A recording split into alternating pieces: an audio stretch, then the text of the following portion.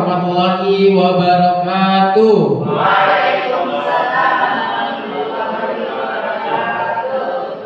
Gimana kabarnya Bapak Ibu, sehat semuanya? Bismillahirrahmanirrahim. Alhamdulillahirrahmanirrahim. Arsala rasulahu bil huda wa dinil haq liyudhhirahu 'ala dini kulli walau karihal kafirun walau karihal musyrikun walau karihal munafiqun. Asyhadu an la ilaha illallah sholiqul ibadah wa asyhadu anna Muhammadan abduhu wa rasuluh la nabiyya wa la rasulahu ba'da. Amma ba'du. Pertama-tama marilah kita panjatkan puji beserta syukur kita kepada Allah Subhanahu wa taala. Shalawat dan salam semoga tercurah limpahkan kepada junjungan Nabi besar kita Muhammad sallallahu alaihi wasallam. Baik Bapak Ibu, saya ingin mengucapkan terima kasih banyak yang sudah hadir pada siang hari ini di agenda diseminasi dan penerapan budaya positif di sekolah. Perkenalkan, nama saya Dian Jarani Salat. Saya merupakan salah satu guru pendidikan agama Islam dan budi pekerti di Sekolah Islam Terpadu Al-Madinah, dan saat ini sedang mengikuti program guru penggerak, yaitu calon guru penggerak di angkatan 10 Kabupaten Bogor, Jawa Barat. Bapak Ibu, sebelumnya sudah ada yang tahu belum apa itu budaya positif? Belum ya? Oke, nanti kita akan bahas semuanya di sini ya. Apa itu budaya positif, kemudian poin-poinnya apa saja. Baik Bapak Ibu, sebelum kita mulai ke materi selanjutnya, kisah selanjutnya di next Mbak Lucy. Di sini saya punya, tahu ya ini apa ya? Karena makan ya, oke ya. Nah sekarang silakan cari pasangannya, berhadapan dengan pasangannya. Ya, yuk berhadapan dengan pasangannya.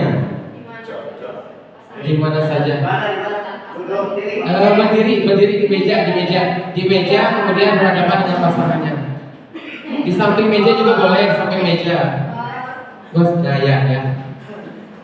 Nah, cara bermainnya adalah di sini ada clap, kalian pikir tepuk tangan. Jadi nanti kalau misalnya diucapkan clap, tangan, ya. Kalau boom, mejanya pukul, boom, clap. Kalau saya bilang tag, BP-nya langsung diambil ya. Oke, ini akan menguji konsentrasi teman-teman. Handphonenya boleh dipikirkan dulu ya. Khawatir mungkin jatuh.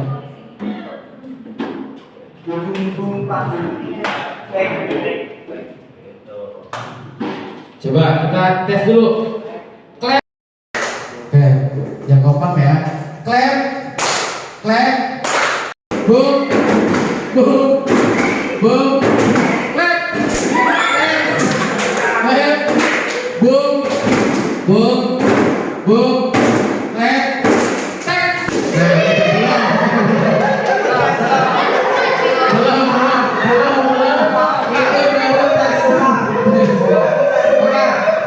Kalau bisa juga kayak itu ditarik tengah-tengah ya, harus stabil. Boom, boom, boom, clap, clap, boom, boom, boom, clap, tag. Siapa yang dapat? Oke, selamat buat yang dapat ya. Silakan dulu. Boleh dulu kembali ya. Tadi yang tidak dapat siapa? Ini yang tidak dapat ya. Dapat yang berlaut? Nggak dapat. Siapa lagi yang nggak dapat? Nanti dulu sebentar. Coklatnya disimpan dulu Bapak Ibu ya. Nanti ada waktunya untuk menikmati. Semuanya dapat ya, tapi rezekinya berbeda-beda. Oke, baik, di next solusi. Di sini kita akan membahas tentang di dalam budaya positif itu ada, kalau di mata pelajaran itu ada namanya subtema ya. Nah, di budaya positif ini yang sedang saya pelajari di modul 1.3 itu ada namanya disiplin positif, kemudian ada juga keyakinan kelas, kemudian hukuman, konsekuensi dan penghargaan, kemudian kebutuhan dasar manusia, dan yang kelima itu ada segitiga restitusi. Kira-kira Bapak Ibu dari 5 poin ini mana nih yang asing? Segitiga restitusi ya. Kalau teman-teman yang lain selain segitiga restitusi, disiplin positif pernah mendengar ya. Kemudian keyakinan kelas sering ini ya, tiap ajaran baru pasti kita membuat keyakinan kelas bersama wali kelas. Kemudian kalau hukuman konsekuensi pernah juga, berarti yang asing itu adalah segitiga restitusi. Oke, nanti kita akan bahas satu persatu. Next solusi.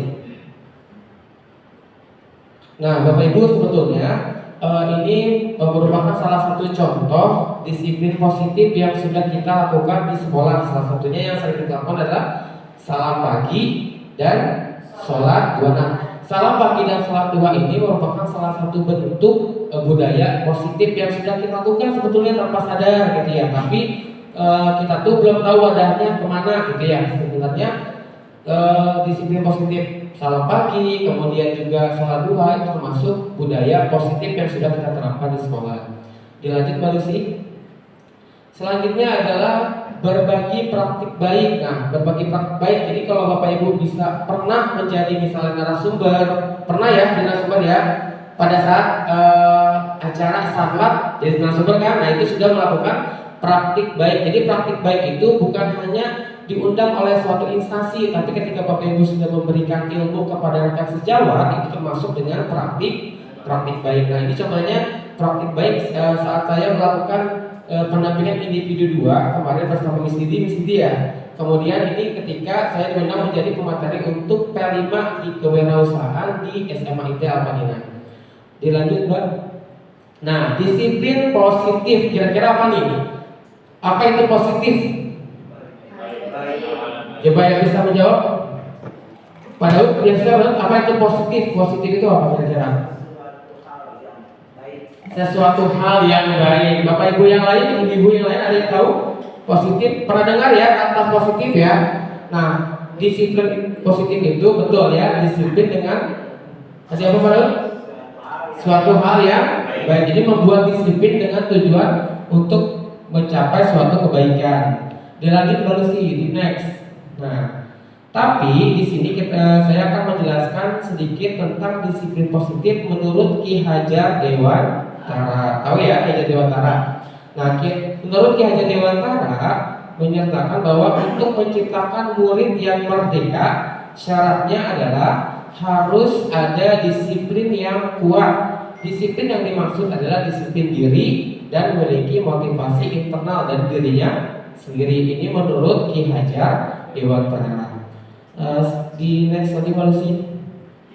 Nah, disiplin positif adalah suatu pendekatan untuk menerapkan disiplin dari diri anak tanpa hukuman dan hadiah. Disiplin positif juga perlu diterapkan baik dalam lingkungan keluarga maupun lingkungan sekolah. Dengan menerapkan disiplin positif diharapkan tindakan kekerasan dapat dihindari. Jadi tujuannya ada disiplin positif ini ya, salah satunya adalah supaya tindakan kekerasan ini bisa kita hindari khususnya di lingkungan satuan pendidikan kita. Dilanjut Lucy next. Lanjut lagi Lucy. Nah, selain disiplin positif itu juga ada namanya nilai-nilai kebajikan. Nanti nilai-nilai kebajikan ini akan turun nih, kan kita sudah pernah membuat keyakinan kelas ya. Jadi ketika membuat keyakinan kelas itu gak langsung tiba-tiba bikin, tapi bersumber dari nilai-nilai kebajikan. Jadi keyakinan kelas ada dari turunan dari nilai-nilai kebajikan. Apa itu nilai-nilai kebajikan? Nilai-nilai kebajikan adalah sifat-sifat positif manusia yang merupakan tujuan mulia yang ingin dicapai setiap individu. Nah, tapi dalam di satuan pendidikan ini nilai-nilai kebajikan itu yang sering kita kenal adalah profil pelajar Pancasila. Ada yang tahu Bapak Ibu apa saja nilai-nilainya? Profil pelajar Pancasila salah satunya adalah bernalar kritis ya. Oke, di sini nanti kita akan bahas per poin. Lanjut Lucy di next. Nah, ini 6 karakter dalam profil pelajar Pancasila yang sering kita ingatkan P5 gitu ya. P5 itu penguatan profil pelajar Pancasila. Yang mana poin-poinnya? Nah, ini yang kita kuatkan. Jadi di P5 itu yang kita kuatkan ini. Kalau misalnya kita ambil di tema 1 tahun ke depan itu P5 yang tentang kewirausahaan, berarti yang kita gali apa di sini? Berarti kreatif dan gotong royongnya. Jadi ini 6 karakter dalam profil pelajar Pancasila. Yang pertama itu ada beriman dan bertakwa kepada Tuhan Yang Maha Esa. Kemudian yang kedua itu ada mandiri, bernalar kritis, kemudian gotong royong, kreatif, dan berkebinekaan global. Jadi anak-anak sekarang itu di Guru Merdeka tidak hanya belajar saja, tapi banyak prakteknya ya. Salah satunya dengan cara mengadakan atau mempraktekkan P5-nya itu ya. Dilanjut Malusi, next. Nah, kemudian dari 6 profil pelajar Pancasila tadi, nah ini juga turunan dari yang tadi ya, subtema dari yang tadi juga. Ini ada berapa ini? Ada 8 ya, ada 8 pilar karakter. Yang pertama itu adalah cinta Tuhan dan segenap ciptaannya. Yang tadi ya, beriman dan bertakwa, ini turunannya lagi. Kemudian kemandirian dan tanggung jawab, kejujuran, amanah, diplomatis, hormat dan santun, kemudian dermawan, suka menolong dan gotong royong, percaya diri. Kalau tadi kan hanya kreatif saja, cuma di sini dijabarkan kembali, ditambahkan dengan percaya diri dan bekerja keras. Kemudian kepemimpinan dan keadilan, serta yang terakhir adalah baik dan rendah hati. Nah, pilar-pilar karakter ini harus kita tanamkan sebagai pendidik. Kepada siapa tanamannya? Kepada murid-murid kita. Jadi berawal dari kita, kembali untuk murid gitu ya Bapak Ibu ya. Masih semangat Bapak Ibu ya? Oke. Lanjut lagi. Oke, dilanjut lagi Malusi. Nah, sekarang kita akan membahas tentang keyakinan kelas atau keyakinan sekolah. Di sini Bapak Ibu pernah membuat keyakinan sekolah atau keyakinan kelas? Pernah nggak kira-kira? Atau tahu nggak? Jadi pernah bikin peraturan dari kelas sebelum belajar gitu kan? Biasanya ajaran baru kita ketemu sama murid baru nih, terus kita punya kontrak belajar kan? Nah itu Bapak Ibu pernah melaksanakan hal tersebut? Pernah ya? Kira-kira yang sering terbesit apa nih? Pertama kali saat membuat keyakinan kelas, Bapak Ibu maunya apa sama murid? Boleh ada yang menjawab? Siapa? Nah, oke. Jadi keyakinan sekolah atau keyakinan kelas ini, Bapak Ibu ya, dibuat bersama warga sekolah. Jadi nggak bisa dengan guru saja, gitu ya.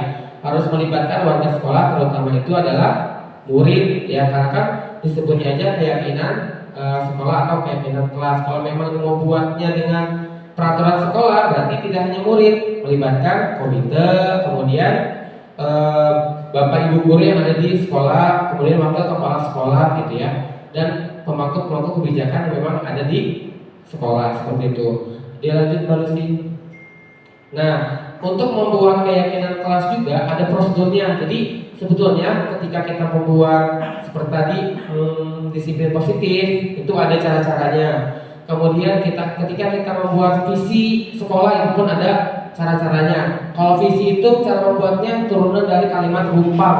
Nah, kalau misalnya membuat keyakinan kelas ini pun ada cara-caranya. Yang pertama adalah mempersilakan warga sekolah atau murid di sekolah, kelas atau memberi waktu untuk bercurah. Jadi keyakinan kelas ini dibuat, kita harus butuh warga sekolah. Warga sekolah itu guru, kemudian murid, ya, siapa lagi? Kepala sekolah. Kalau untuk membuat keyakinan sekolah, kalau keyakinan kelas, guru dan murid, ya, guru dan murid. Ya, kalau keyakinan sekolah bisa juga melibatkan wali murid atau komite ya. Biasanya wali murid itu diwakilkan dengan komite. Nah, yang kedua, menyusun keyakinan kelas sesuai dengan prosedur pembentukan keyakinan sekolah atau kelas, diganti dengan kalimat-kalimat yang awalnya negatif menjadi positif. Jadi nggak boleh nih kalau misalnya buat keyakinan kelas dilarang bercanda. Jadi hindari kata-kata negatif ya. Berarti kalau misalnya kata-kata yang tadi dilarang bercanda, berarti positifnya apa? Kira-kira? apa? Dimohon tenang saat belajar. Jadi intinya sama, cuman katanya aja yang diubah. Jadi kata-kata negatifnya harus dihilangkan gitu. Kemudian ketika sudah membuat kata-kata nih, kemudian sudah dapat keyakinan kelas yang sudah disepakati antara guru dan murid. Nah, kita jangan langsung memutuskan, tapi kita tinjau kembali apakah kata-kata tersebut sudah menjadi kata-kata yang positif atau belum. Nah, mungkin Anda akan mendapati bahwa pernyataan yang tertulis di sana masih banyak yang berupa peraturan. Kemudian selanjutnya ajak lagi warga sekolah dan murid untuk menemukan nilai-nilai kebajikan dan keyakinan yang tuju dari peraturan tersebut. Contohnya berjalan di kelas, kemudian dengarkan guru, datanglah tepat waktu, berada di satu payung, yaitu keyakinan. Untuk saling menghormati atau nilai-nilai kebajikannya itu adalah hormat. Jadi kata-katanya ketika sudah membuat keyakinan kelas harus ditinjau kembali dan jangan langsung diputuskan ya udahlah ini udah cocok nih gitu ya. Tapi nggak bisa, kita harus jangan sampai keyakinan kelas ini hanya menitik beratkan ke murid saja, tapi tidak ada keadilan buat gurunya juga gitu ya. Bapak Ibu semangat ya, semangat ya. Walaupun dalam keadaan berpuasa, tapi insya Allah harus tetap semangat. Kayak ini prosedur untuk pembentukan keyakinan sekolah dan kelas. Jadi Bapak Ibu, siapa tahu nanti yang memang di rumahnya punya yayasan, kemudian juga punya sekolah gitu ya. Nah, jadi ketika Bapak Ibu ingin membuat keyakinan kelas, tidak asal langsung buat, tapi harus ada prosedur dulu untuk membentuk sebuah keyakinan kelas atau keyakinan sekolah. Di next baru sih. Nah, apa sih keyakinan kelas? Keyakinan kelas adalah seperangkat nilai-nilai kebajikan universal yang disepakati bersama oleh guru dan murid untuk menjadi pedoman dalam bersikap dan berperilaku di kelas. Keyakinan ini tidak dibuat dalam bentuk peraturan yang kaku, melainkan pernyataan-pernyataan positif yang mencerminkan nilai-nilai yang ingin ditanamkan di dalam kelas. Seseorang akan lebih bergerak dan bersemangat untuk menjalankan keyakinannya daripada hanya sekedar mengikuti serangkaian peraturan tertulis tanpa makna. Nah, murid-murid pun demikian, mereka pun perlu mendengar dan memahami sesungguhnya tentang peraturan-peraturan yang diberikan, apa nilai-nilai kebajikan di balik peraturan tersebut, apa tujuan utamanya, dan dan tertarik atau takut sehingga hanya sekedar mengikuti serangkaian peraturan saja. Nah, adanya keyakinan kelas ini ya kan Bapak Ibu ketika SD ketika mendapatkan hukuman kira-kira apa yang dirasakan? Takut, apalagi? Sebel, apalagi? Marah, benci, ada lagi? Apa? Jerak, malu, apalagi? Kira-kira kalau dapat hukuman itu apa perasaan Bapak Ibu? Pasti itu kan tadi ya, sebel, marah, benci. Nah, di sini gimana caranya sebenarnya keyakinan kelas itu termasuk peraturan. Tapi gimana caranya peraturannya ini tuh murid tidak benci, kemudian murid tidak marah, tapi mau melakukan gitu ya. Makanya terciptalah dengan sebutan itu keyakinan kelas yang dibuat dengan kata-kata positif. Tapi tujuannya sama yang tadi di sudah beri contoh ya. Tadi kan jangan berisik, jangan bercanda di kelas. Kalimat bijaknya apa tadi? Harap, tenang. Intinya sama kan ya. Jadi gimana caranya murid itu seperti itu di kurikulum merdeka ini gitu ya. Kemudian lanjut solusi. Nah, keyakinan kelas ini berperan dalam mewujudkan terbentuknya keyakinan sekolah atau kelas dengan adanya kesepakatan antara guru dan murid. Kira-kira Bapak Ibu tahu nggak nih apa manfaatnya sih? Manfaat kalau kita sudah membuat keyakinan kelas? Ada yang mau jawab? Sebagai? Betul, sebagai pengendalian diri. Ada lagi nggak Bapak Ibu? Manfaat kalau kita sudah membuat keyakinan kelas. Ada yang mau jawab lagi? Gimana Pak Rud? Belajar lebih kondusif. Ada lagi Miss Fani apa kira-kira? Keyakinan kelas. Kalau kita sudah memiliki keyakinan kelas, apa manfaatnya buat kita sebagai guru kira-kira? Memotivasi peserta didik ya. Ada lagi Bu Dia? lebih semangat belajarnya ya. Kalau kuliah ada nggak kuliah? Manfaatnya kira-kira nih, manfaat pembelajaran tersampaikan dengan lebih baik ya, atau lebih kondusif kuliah ya. Jadi ini manfaatnya dari membuat keyakinan kelas. Jadi Bapak Ibu kira-kira nanti di ajaran baru ingin membuat keyakinan kelas atau tidak nih? Pasti ya, karena untuk kemudahan kita juga ketika mengajar di kelas ya. Di next video. Nah, sekarang kita akan membahas tentang hukuman, konsekuensi, dan penghargaan. Bapak Ibu pernah tahu apa itu hukuman? Pernah dihukum nggak nih ketika SD? Pernah ya. Pernah dihukum ya. Pasti pernah dihukum ya. Kira-kira ketika mendapatkan hukuman tersebut gimana tuh? Pernah kesal sama gurunya atau tidak gitu? Pernah ya. Pasti pernah merasakan itu semua ya. Nah, di sini kita akan membedakan nih apa itu hukuman, apa itu konsekuensi dan penghargaan. Kira-kira hukuman dan konsekuensi sama atau berbeda? Berbeda. Apa yang membedakan? Kalau hukuman itu bisa menjadi peraturannya, ya. Dan konsekuensi itu kalau misalkan melanggar itu konsekuensinya. Oh gitu. Oke, ada lagi Bapak Ibu yang lain? Hukuman, apa itu hukuman dan apa itu konsekuensi? Oke, boleh. Kalau hukuman itu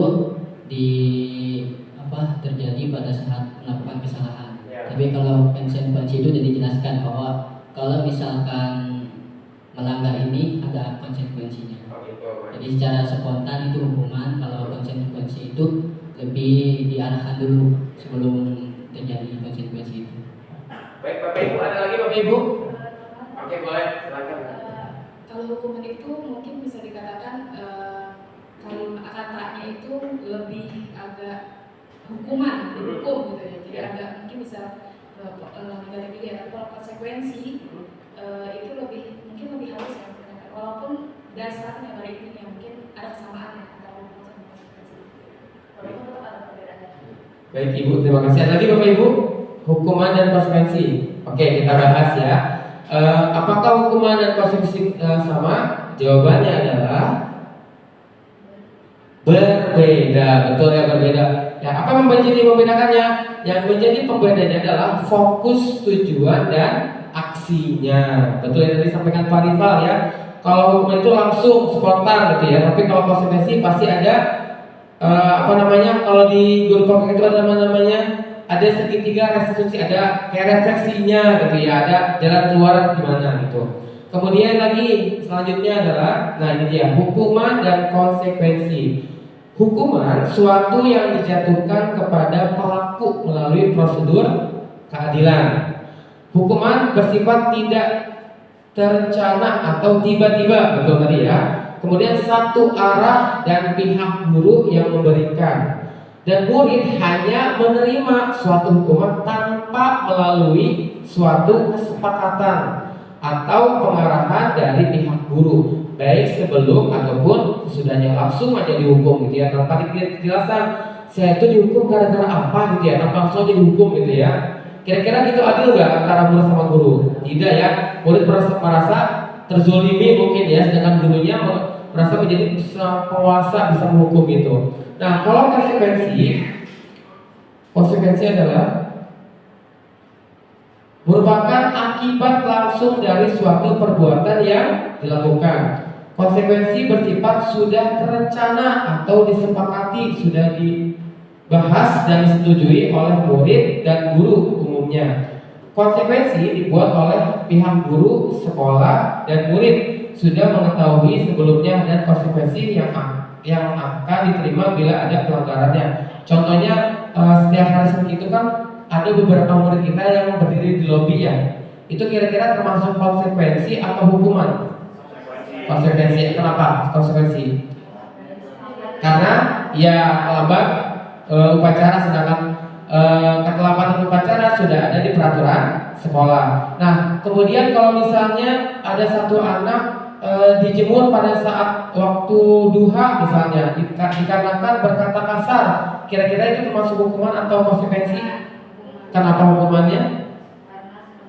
Spontanitas ya, tidak secara tiba-tiba. Oke, berarti Bapak Ibu sudah bisa membedakan ya, mana hukuman, mana konsekuensi. Nah, nanti diharapkan ketika sudah bisa membedakan, bisa juga mempraktekkan atau berbagi praktik baiknya di kelasnya masing-masing. Oke, selanjutnya adalah next. Nah, kita coba. Pertanyaan pertama. Berdiri di lobi sekolah karena telah datang pada saat upacara bendera. Kira-kira ini Pak hukuman atau konsekuensi? Konsekuensi. Kenapa Pak konsekuensi? Ya, karena kita sudah atur sebelumnya jika anak telat, maka ya mau tidak mau konsekuensinya harus berdiri di lobi seperti itu. Berarti termasuk konsekuensi ya Bapak Ibu ya. Nomor satu ini ya. Kalau misalnya nomor 2 nih, membersihkan tumpahan catering di meja karena tersenggol saat belajar, kira-kira apa Bu Riri? Konsekuensi atau hukuman ini? Membersihkan tumpahan catering di meja Konsekuensi. Konsekuensi Ya, apa? karena dia sudah menumpahkan, nggak sengaja menumpahkan makanan cateringnya di meja, jadi dia harus membersihkan kembali. Iya, membersihkan kembali konsekuensi ya. Ya. Kemudian pertanyaan yang ketiga. Nah, murid diminta menulis kalimat istighfar karena berbicara kasar. Kira-kira misalnya ini hukuman atau konsekuensi ya? Hukuman. Ya. Coba dijelaskan nih. Ini termasuk hukuman Ya. karena murid ini kan diminta untuk menulis kalimat istighfar karena berbicara kasar itu berarti spontan ya. Jadi di sini disebutnya adalah hukuman. Hukuman. Oke, terima kasih. Kemudian yang terakhir itu membersihkan coretan yang dibuatnya di meja tulis. Kira-kira ini hukuman atau konsekuensi ya? Konsekuensi sih Pak, Alasannya? karena kan itu coretannya hasil dia sendiri gitu, Ya. sehingga memang murid tersebutlah yang harus bertanggung jawab. Itu konsekuensinya karena dia sendiri yang mencoret meja tersebut. Oke, baik. Terima kasih Miss Siti. Jadi Bapak Ibu ini ya sudah bisa membedakan ya antara hukuman dan konsekuensi gitu ya. Jadi nanti ketika Bapak Ibu sudah bisa membedakan nih, alangkah baiknya ketika memang ingin menghukum atau memang memberi konsekuensi kepada peserta didik sudah bisa membedakan ya. Selanjutnya itu adalah penghargaan. Nah, penghargaan. Nah, ini saya mengutip dari Alfikan. Ini pun salah satu yang sedang kita pelajari di guru penggerak juga. Nah, dihukum oleh penghargaan. Saat kita berulang kali menjadikan hadiah kepada anak-anak agar berperilaku bertanggung jawab, ataupun kepada seorang murid agar mempelajari sesuatu yang baru, atau kepada seorang karyawan yang melakukan pekerjaan yang berkualitas, kita sedang berasumsi mereka tidak dapat melakukannya atau mereka tidak akan memilih untuk melakukannya. Bapak Ibu pernah melakukan hal tersebut? Jadi kita tuh ngasih reward ya dengan tujuan memang untuk mendisiplinkan. Pernah kayak gitu nggak Bapak Ibu melakukan itu? Pernah ya. Nah, itu termasuk ke dalam dihukum oleh penghargaan. Sebenarnya ketika kita memberikan reward itu tuh bukan reward ya, sebenarnya itu hukuman, cuman lebih hukuman yang dihukum oleh penghargaan gitu ya. Jadi bisa membedakan yang tadi hukuman, kemudian konsekuensi dan penghargaan. Nanti melalui sebuah hukuman seperti itu. Selanjutnya Mbak, nah ini kebutuhan dasar manusia. Bapak Ibu kira-kira Bapak Ibu itu butuh apa sih gitu sebagai kebutuhan dasar manusia? Kemudian mau? Kalau untuk kebutuhan dasar manusia itu sebenarnya ada banyak. Iya, salah satunya Salah satunya itu bisa kesenangan atau Kesenangan. ketenangan atau merasa aman. merasa aman, ketenangan dan Eh, tadi apa? Dua ya, ketenangan dan iya. Ada lagi Bapak Ibu? Oke, boleh. Kebutuhan dasar manusia, Ya. salah satunya kasih sayang. Kasih sayang. Oke, ada lagi ya? Oke, nomor 3 ya. Ada lagi Bapak Ibu yang mau menjawab dulu ya mungkin? Tuh, kira-kira manusia tuh kebutuhan dasarnya tuh apa sih? Tadi kan ketenangan, kenyamanan pasti ya, kasih sayang pasti ya. Apalagi ya? Ada lagi Bapak Ibu? Perhatian ya, perhatian masuk ke kasih sayang ya. Ada lagi nggak? Apa? Iya, bertahan hidup itu maksudnya bertahan hidup ya. Ada lagi nggak? Udah 4 nih pertanyaan. Ada satu lagi nih. Sebenarnya manusia itu butuh itu, cuma kadang-kadang tidak terpikirkan gitu. Padahal butuh banget kira-kira apa? Penghargaan. Sedikit lagi. Apa?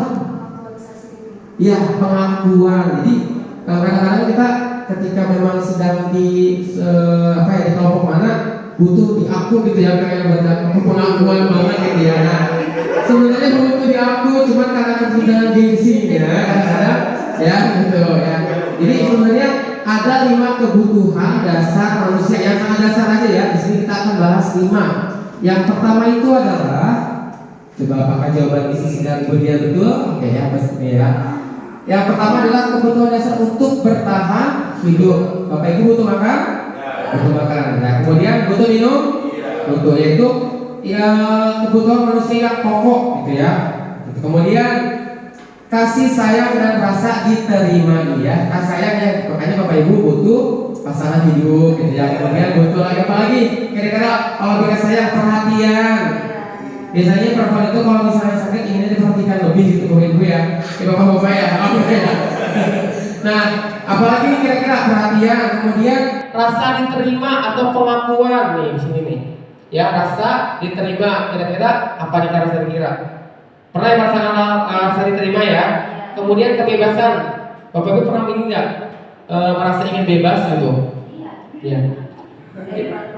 Jadi perhatian. Oh, ini curhat ya. Ya, jadi memang manusia itu tidak bisa dikekang. Jangankan anak-anaknya, guru juga kadang-kadang kalau dikekang suka memberontak dengan caranya masing-masing gitu ya.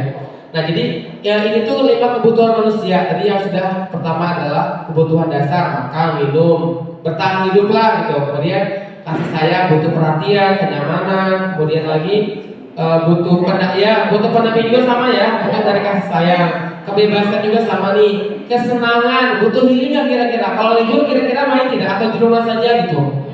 Main ya, walaupun mainnya dari dapur ke ini ya, ke ruang tamu gitu ya. Tapi intinya kesenangan, walaupun memang kesenangan ini nggak harus jalan-jalan jauh, enggak, kita keluar rumah saja, udah ke tempat yang baru, udah termasuk kesenangan gitu ya. Bisa kesenangan itu macam-macam, bisa dengan healing atau memang berkumpul dengan keluarga pun termasuk kesenangan. Apalagi misalnya apa tuh kalau misalnya jalan sambil makan itu namanya kuliner juga termasuk. Jadi kesenangan itu banyak faktornya teman-teman gitu ya. Jadi nggak harus berpergian naik mobil atau naik motor pergi jauh, tidak gitu ya. Jadi, nah yang kelima itu adalah penguasaan atau power ya. Kira-kira Bapak Ibu pernah nggak nih memiliki sifat dasar manusia penguasaan, berkuasa gitu kira-kira? Pernah ya, pasti semuanya pernah nih ya. Nah, sebetulnya Bapak Ibu di diri manusia itu inilah kebutuhan dasarnya manusia, hanya 5 ini ya. Insya Allah misalnya kalau 5 ini sudah tercukupi ya, insya Allah aman gitu ya. Nah, ini apa ya? Semua orang senantiasa berusaha untuk memenuhi kebutuhannya dalam berbagai cara. Mereka tidak bisa mendapatkan kebutuhannya dengan cara positif yang positif. Mereka ya, dan melakukan hal-hal yang tidak sesuai dengan nilai kebajikan. Jadi Bapak Ibu kira-kira nanti kalau misalnya ingin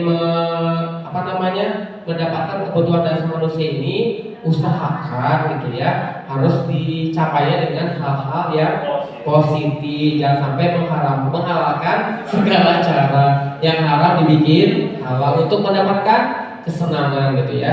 Karena kan kalau untuk dunia ini gak akan ada habisnya Bapak Ibu ya. Jadi harus kitanya yang mengkeren dari diri sendiri seperti itu. Selanjutnya adalah, nah ini dia posisi kontrol. Ini sangat penting Bapak Ibu sebagai kita pendidik ya. Jadi nanti di sini Bapak Ibu akan menilai sendiri, akan merefleksi diri sendiri. Saya itu masuknya di penghukum, apakah teman, manajer, atau semuanya gitu, atau pemantau gitu. Nah, posisi kontrol ini dalam penerapan budaya positif restitusi, salah satu program yang dikembangkan adalah 5 posisi restitusi. 5 posisi kontrol dalam restitusi adalah proses perjalanan seorang pendidik agar dapat mengenali dirinya. Bapak Ibu pernah nggak sih refleksi, misalnya gini, habis selesai belajar nih, terus Bapak Ibu nanya sama anak, Bapak itu hari ini kurangnya apa ya? Kira-kira pernah merefleksi diri gak selesai pembelajaran? Pernah? Siapa yang pernah? Boleh padahal pernah merefleksi diri, kira-kira nanya nih sama anak-anak, Bapak tuh hari ini gimana ngajarnya, menyenangkan atau menyebalkan gitu misalnya. Pernah gak Pak Daud? Oh pernah ya. Ya Bu Miswani pernah juga ya. Nah pernah. Nah ini harus penting nih. Jadi biar kita tuh sebagai guru nggak egois gitu ya. Jadi inginnya di ngertiin terus sama murid, padahal kita nggak mau mengerti kitanya juga nggak pernah mau tanya balik apa kata murid itu ketika kita datang sebenarnya apa sebel gitu ya. Karena kan anak-anak mah kalau guru datang pokoknya takut mau, padahal mereka tuh menaruh dendam yang datang lagi gitu kan ya, kita nggak tahu gitu ya. Makanya disinilah tugas pendidik itu harus mengenali dirinya sendiri dengan cara mengetahui pros kontrol dan juga melakukan refleksi selesai pembelajaran gitu. Selanjutnya itu di next. Nah, di sini 5 posisi kontrolnya ada: pertama penghukum, yang kedua posisi pembuat rasa bersalah, yang ketiga posisi teman, dan kemudian yang keempat posisi pemantau, yang selanjutnya adalah posisi manajer. Jadi ada 5 posisi nih untuk seorang pendidik. Dan Bapak Ibu jangan khawatir, ini pun bisa dipraktekkan, misalnya yang memang sudah berkeluarga bisa dipraktekkan kepada anak-anaknya. Jadi apakah ibu itu masuknya di posisi penghukum, pembuat bersalah, pemantau atau manajer? Nanti kita akan jelaskan di sini. Nah, yang pertama itu adalah penghukum. Di next. Nah, kalau penghukum itu gimana? Penghukum itu menggunakan hukuman fisik atau verbal. Kalau kita sebagai pendidik sering melakukan hal tersebut, berarti kita posisinya adalah posisi penghukum. Kalau misalnya murid merasa tidak nyaman, jangankan mau masuk, Bapak Ibu ya, Bapak lewat aja ya, udah malas gitu ya, pokoknya gitu ya. Nah, berarti di situ Bapak Ibu posisinya membuat merasa bersalah. Siapa yang merasa bersalah? Muridnya, ya, karena Bapak Ibu jadi belum ngajar tuh sudah dibikin bete gitu muridnya ya. Jadi Bapak Ibu itu udah Bapak itu termasuk yang membuat rasa bersalah kepada murid gitu. Kemudian posisi teman. Nah, apa posisi teman? Di sini Bapak Ibu mengontrol murid dengan persuasi. Jadi ketika ngajar itu benar-benar memperhatikan ya, maksudnya sampai hal kecil deh, nggak bawa pensil pun dikasih pinjam pensilnya ke muridnya. Nah, kalau Bapak Ibu pernah melakukan hal tersebut, nanti Bapak Ibu termasuk di posisi teman. Nanti saya akan tanya satu-satu ya, kira-kira Bapak Ibu masuk posisi yang mana nih ya. Kemudian pemantau, mengawasi banget gitu ya, jadi gerak dikit diawasi. Kemudian gak cuma lagi ngawas, misalnya belajar pun misalnya lagi ngejelasin ya, terus ada bercanda langsung diawasi tanpa harus ditabahin dulu gitu ya. Padahal bisa jadi kan dia tuh ke bawah gak bercanda ya, tapi ngambil pensilnya jatuh. Nah, kalau bisa tanpa tabahin langsung menjas aja, berarti Bapak Ibu termasuk di posisi pemantau yang tiba-tiba mengawasi aja terus kan ya. Kemudian manajer. Nah, di sini guru berbuat sesuatu dengan murid, mempersilahkan murid untuk mempertanggungjawabkan perilakunya, mendukung murid agar dapat menemukan solusi atau permasalahannya sendiri. Nanti posisi manajer ini berkaitan dengan yang tadi Bapak Ibu kata-kata yang asing, segitiga restitusi ya. Coba nih, kira-kira Bapak Ibu dari 5 poin kontrol ini, posisi kontrol, Miss Fani berada di posisi mana? Seringnya ketika di kelas?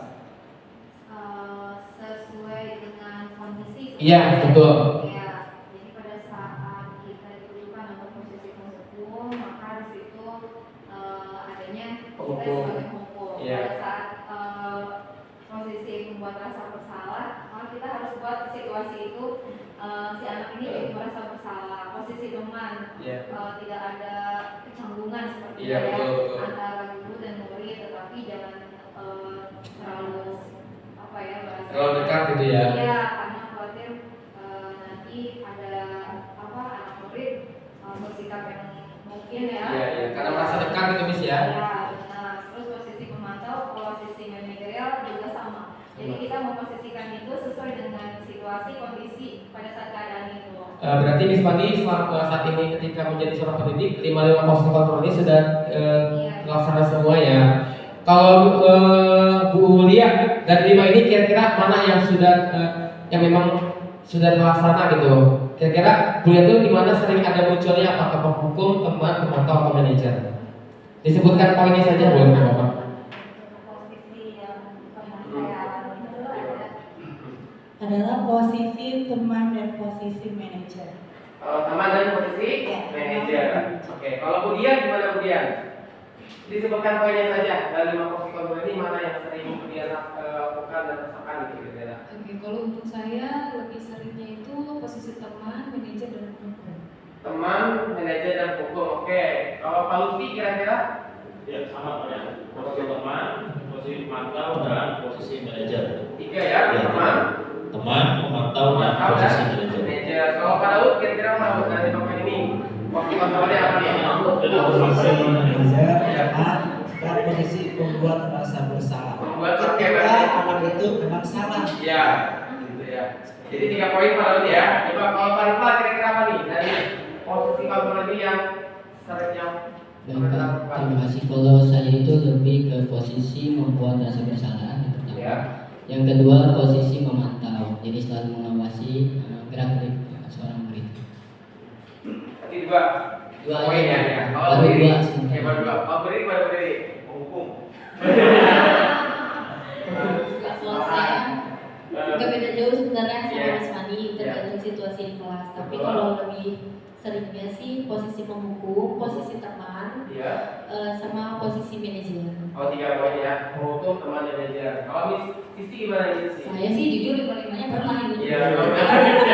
Apalagi pertama kali jadi guru kan idealis. Kalau salah nanti kena hukuman. Tapi semenjak jadi guru jadi berlama-lama jadi mengerti.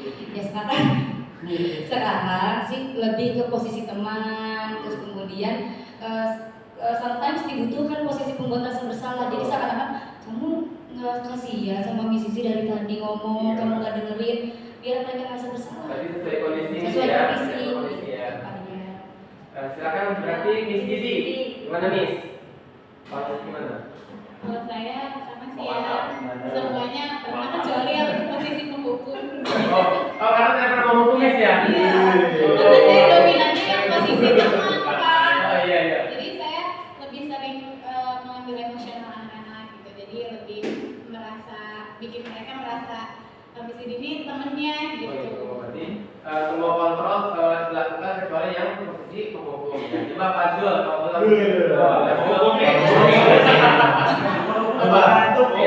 Penghukum dan sebagai teman. penghukum dan sebagai Teman. Jadi dihukum dulu nih anaknya. Setelah dihukum,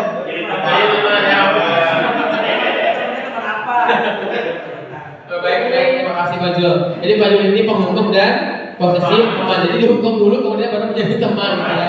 Jadi gampang Bapak Ibu ya, kalau punya teman Pak Zul, dihukum aja jadi temannya Pak Zul gitu ya. Oke, selanjutnya Bapak Ibu. Di next. Nah, ini yang sangat tadi banyak teman-teman yang Bapak Ibu yang memang asing ya, segitiga restitusi ya Bapak Ibu ya. Kira-kira Bapak Ibu kan kalau segitiga tahu ya bentuk segitiga di mana tahu ya. Kalau restitusi itu apa sih Bapak Ibu? Yang Bapak Ibu pernah dengar gitu apa itu? Restitusi itu apa? Peraturan. Atau ada lagi? Apa? Nah, jadi restitusi itu adalah refleksi. Ada sebuah masalah nih. Nah, nanti di sini kita jelaskan ada namanya segitiga restitusi. Jadi kalau misalnya ketika ada masalah, kita nggak boleh langsung menjudge tentang tersebut gitu ya. Kita akan jelaskan di sini. Di next balusi. Nah, restitusi adalah proses menciptakan kondisi bagi murid untuk memperbaiki kesalahan mereka sehingga mereka bisa kembali pada kelompok mereka dengan karakter yang lebih kuat. Jadi gini Bapak Ibu, misalnya ada anak, biasanya kasus di SD itu apa sih Bapak Ibu yang sering terjadi? Bully. Bullying yang sering terjadi ya. Nah, ketika ada satu anak yang bully, apa kita langsung hukum sebagai seorang pendidik? Tidak. Nah, kita bisa menggunakan cara segitiga restitusi ini. Yang pertama adalah di next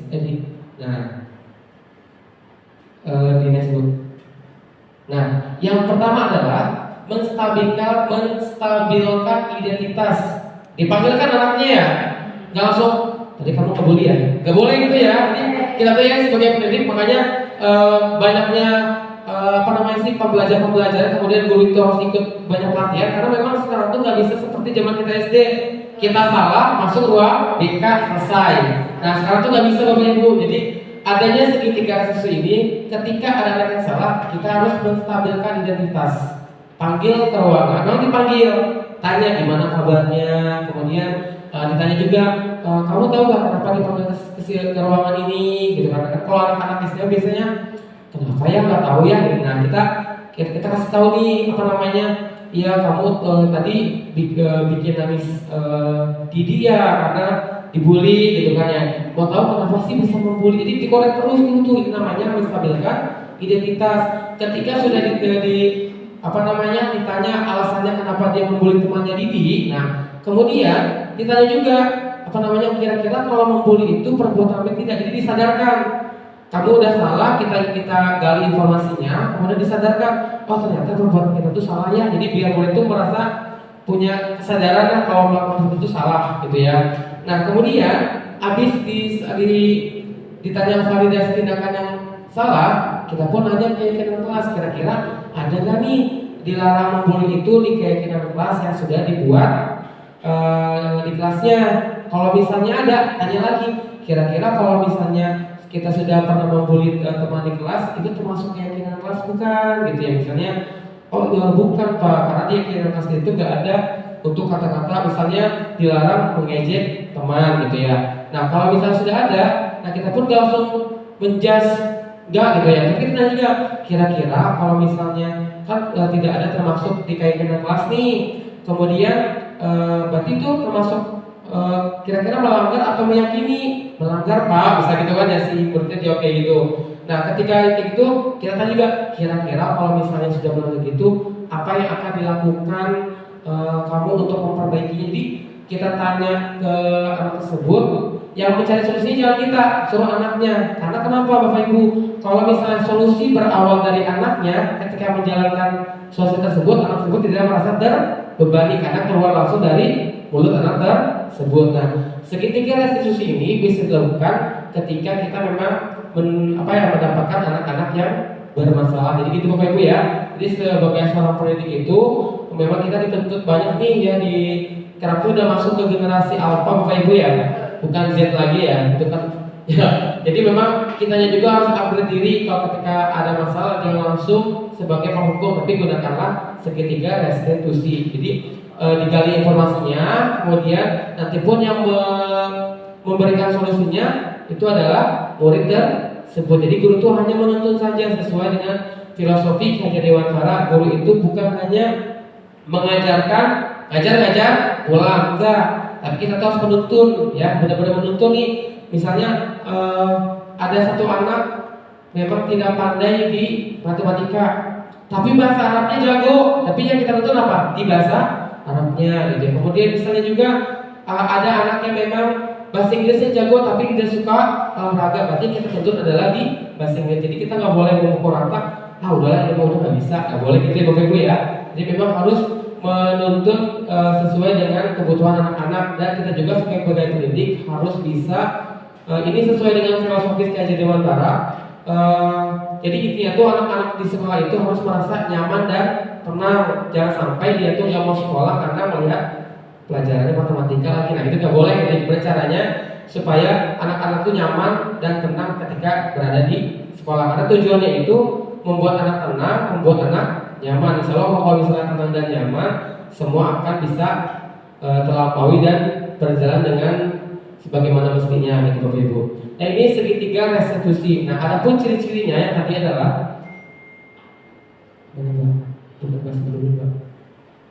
nah ini ciri-ciri segitiga restitusi atau refleksi. Yang pertama itu adalah restitusi bukan untuk menebus kesalahan ya, namun untuk belajar dari kesalahan. Ketika sudah membuli, kira-kira apa nih pelajarannya bisa diambil dari anak tersebut. Kemudian restitusi memperbaiki hubungan. Kalau dulu kan ketika dihukum sama guru, kita juga benci sama guru ya. Nah sekarang tuh nggak boleh lagi ya. Jadi restitusi memperbaiki hubungan. Jadi ketika murid bersalah, guru pun memang memanggil anak tersebut, hubungan antara murid dan guru harus tetap berjalan dengan baik. Kemudian restitusi adalah tawaran, bukan paksaan. Ya tadi ya, ketika sudah memang dilakukan, kira-kira solusinya apa? Kan yang memberi solusi dirinya sendiri, bukan kita ya. Kalau dari kita, nanti jatuhnya adalah paksaan. Anak tersebut mau berubah karena paksaan gurunya, bukan solusi dari dirinya sendiri. Kemudian restitusi menuntut untuk melihat ke dalam diri. Yang tadi ya, tanya kira-kira solusinya apa nih kalau misalnya sudah kayak gini, kira-kira kamu mau apa? Misalnya, ya Pak, saya mau meminta maaf dan sebagai punishment-nya saya mau piket kelas misalnya, itu bisa juga gitu ya. Oke, Bapak Ibu masih semangat Bapak Ibu? Masih semangat. Oke. Selanjutnya lanjut. Oke. Terima kasih Bapak Ibu, kita sudah di penghujung agenda hari ini. Kira-kira Bapak Ibu dari 5 posisi kontrol tadi mana nih yang lebih menarik dan yang memang Bapak Ibu ingin melakukan hal tersebut? Disiplin positif yang tadi ya. Coba boleh yang ke awal baru sih, yang paling awal ya. Nah, yang atas ada dari 5 inti budaya positif ini, kira-kira mana nih yang menarik menurut Bapak Ibu? Tadi kan Pak Daud sudah jawab, apa Pak Daud? Segitiga restitusi. Jadi gitu Pak Daud ya, kalau ada murid bermasalah harus menggunakan segitiga restitusi. Kalau ibu-ibu yang lain gimana nih? Yang menarik itu apa? Keyakinan kelas ya. Ada lagi Bapak Ibu? Yang ketiga hukuman. Nah ini ya, ini sih yang sering kita lakukan Bapak Ibu ya. Nanti sudah tahu ilmunya nih, nanti Bapak Ibu bisa mempraktekannya di kelasnya masing-masing. Jadi gitu ya. Jadi keyakinan kebutuhan dasar manusia ya. Jadi kebutuhan dasar manusia ya. Sebenarnya 5 poin aja itu yang butuhnya. Berarti ini butuh ketenangan kayaknya. Termasuk dari kebutuhan dasar manusia. Baik Bapak Ibu, kasih sayang gitu. Bapak Ibu, saya mengucapkan terima kasih banyak sudah hadir di pembibasan saya di modul 1.4 dalam agenda pendiseminasi penerapan budaya positif di sekolah. Saya pernah mengucapkan terima kasih banyak. Semoga kebaikan Bapak Ibu yang sudah hadir di kelas ini mendapatkan kebaikan dari Allah Subhanahu wa taala.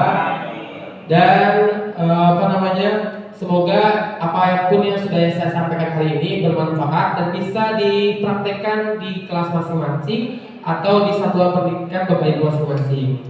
Baik, terima kasih. Kita tutup dengan mengucapkan alhamdulillahirabbil alamin. Dilanjut dengan doa kafaratul majlis. Subhanakallahumma wa bihamdika asyhadu an la ilaha illa anta astaghfiruka wa atubu ilaik.